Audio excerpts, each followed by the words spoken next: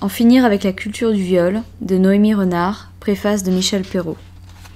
Michèle Perrault est historienne, professeure émérite d'histoire contemporaine à l'Université Paris Diderot. Ce livre paraît au bon moment.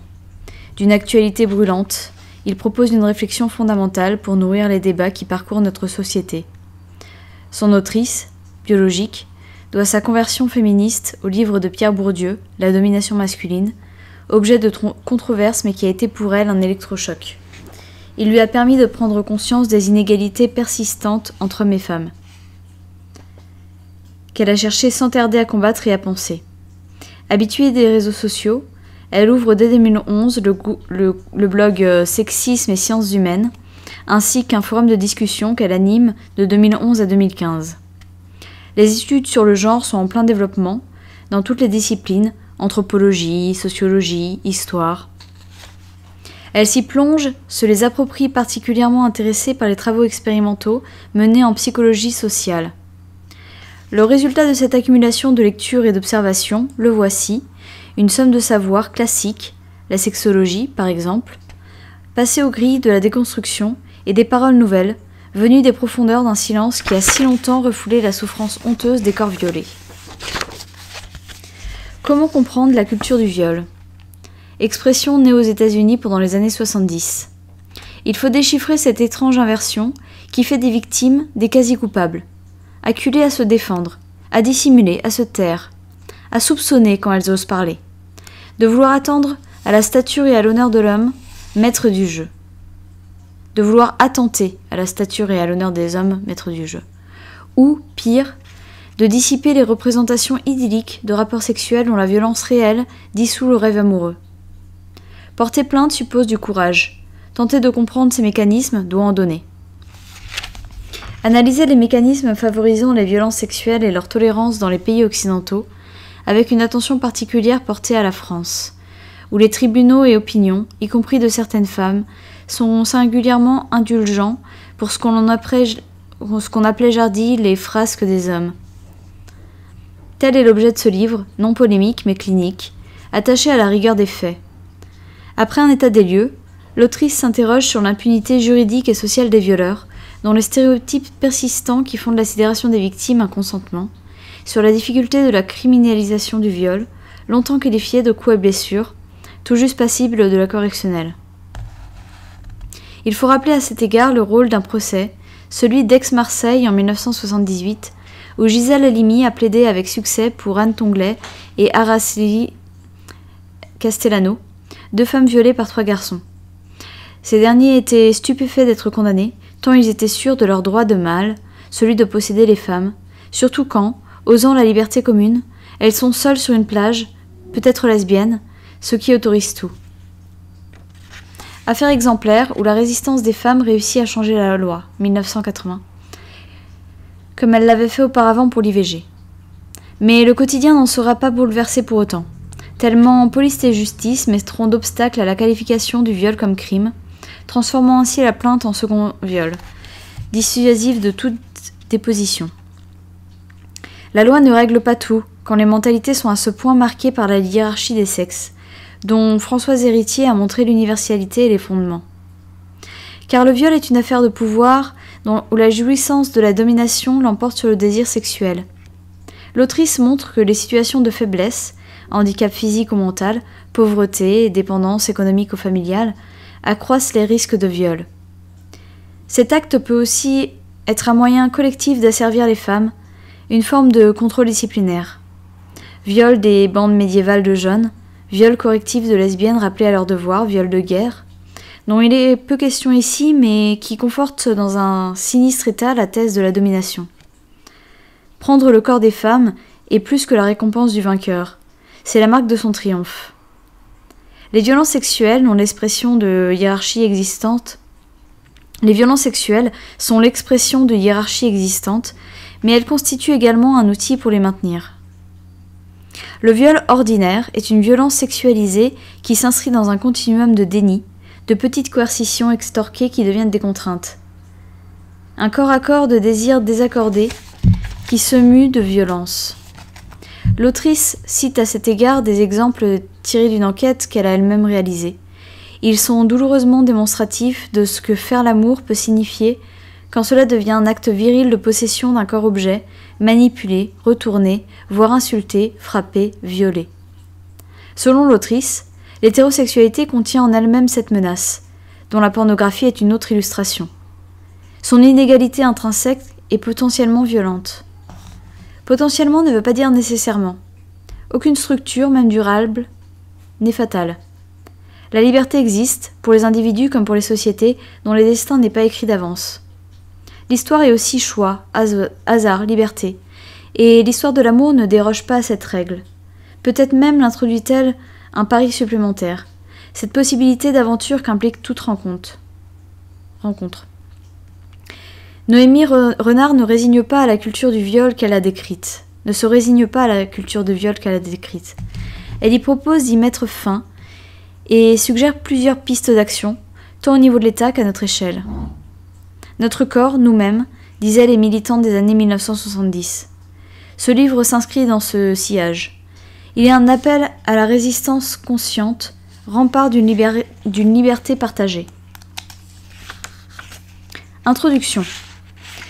En octobre 2017, l'affaire Harvey Weinstein ébranle Hollywood et le monde entier. 2 journaux états-uniens, le New York Times et le New Yorker, publient des témoignages de nombreuses femmes, des actrices pour la plupart, affirmant que ce producteur de cinéma les a violées ou agressées sexuellement.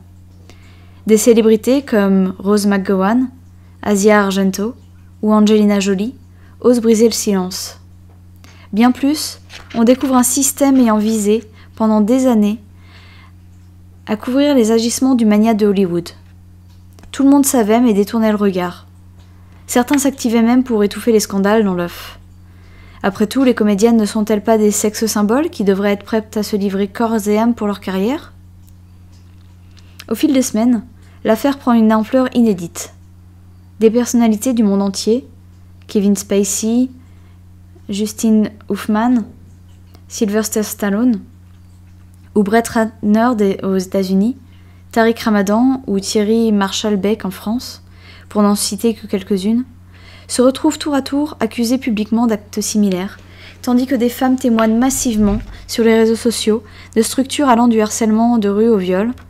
On assiste à une incroyable libération de la parole, ainsi qu'à une prise de conscience de l'importance des violences sexuelles subies par les femmes.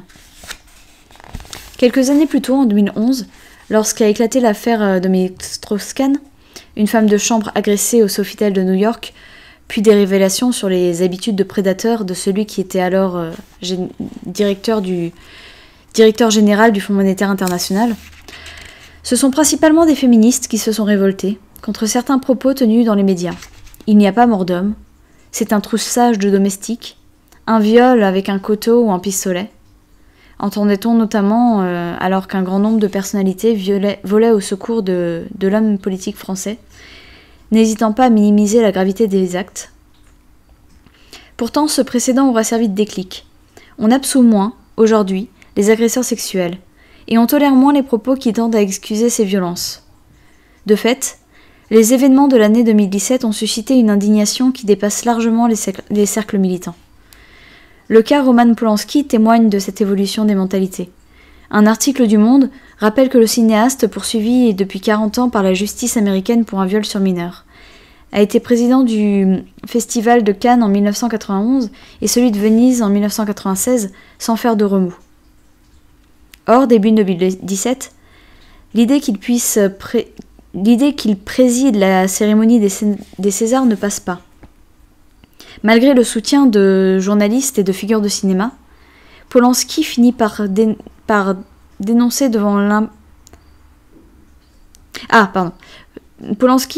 renoncer devant l'importance des protestations, ce qui n'empêchera pas la Cinémathèque française de lui consacrer une rétrospective à l'automne de cette même année, s'attirant de nombreuses critiques. C'est également depuis l'affaire Strauss-Kahn que de nombreuses publications sont consacrées à la culture du viol fleurissent sur Internet. Ce concept permet de souligner que les violences sexuelles ne sont ni des événements isolés qui apparaissent spontanément, ni une fatalité. Il existe des événements culturels qui les favorisent. Banalisant ces violences, stéréotypes de genre, impunité des agresseurs, culpabilisation des victimes, il s'agit d'un ensemble de mécanismes à l'origine d'un véritable système qu'il faut aujourd'hui mettre en lumière pour mieux le déconstruire. C'est l'objectif de ce livre. L'expression culture du viol est née dans les années 70 aux États-Unis au sein du mouvement féministe radical.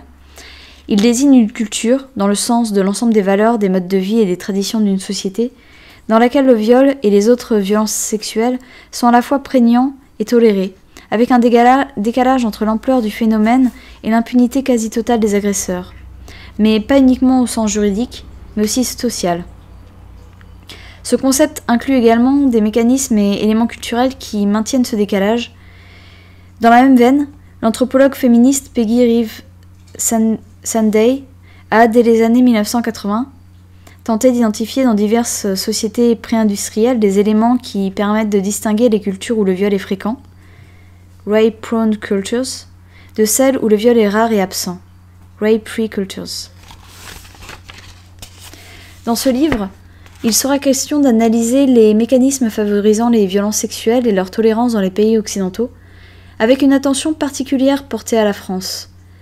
En effet, le viol n'y est pas un crime rare, puisque 4 à 16% des femmes déclarent en avoir été victimes, un chiffre sûrement sous-estimé et qui ne tient pas compte des autres formes de violence sexuelle. D'autre part, l'écrasante majorité des agresseurs n'ont jamais à répondre de leurs actes, car seule une proportion minime est poursuivie et condamnée par la justice. Si le viol est en théorie sanctionné très sévèrement, il demeure souvent impuni dans la réalité. Nous mettrons également en lumière un ensemble de représentations et d'idées reçues qui banalisent les violences sexuelles et contribuent à faire perdurer la situation. Par exemple, pour 4 Français sur 10, la responsabilité du violeur est moindre si la victime se montre aguichante et, pour 2 sur 10, un non veut souvent dire oui. Les représentations culturelles ne sont pas en reste. En mars 2017, le film Gangsterdam de Romain Lévy montrait une scène de fellation forcée sous un jour humoristique et comprenait une réplique sur le viol cool. Sa sortie a cependant provoqué un tollé, ce qui montre, encore une fois, que ces questions ne suscitent plus d'indifférence. Enfin, après la vague de témoignages d'octobre 2017 autour des mots-clés « balance ton porc » et « moi aussi », de nombreuses voix se sont élevées pour critiquer la parole des victimes. Pensons en particulier à la tribune publiée depuis début janvier 2018 dans Le Monde et signée par 100 femmes, défendant la liberté d'importuner. Elle reprenait avec outrance les arguments antiféministes les plus classiques pour discréditer ce grand moment de mobilisation contre les violences sexuelles, puritanisme, morale victorienne, justice expéditive, vague purgatoire, etc. Stéréotypes, idées reçues, discrédit des victimes, tous ces éléments font partie de la culture du viol. Tout cela doit changer.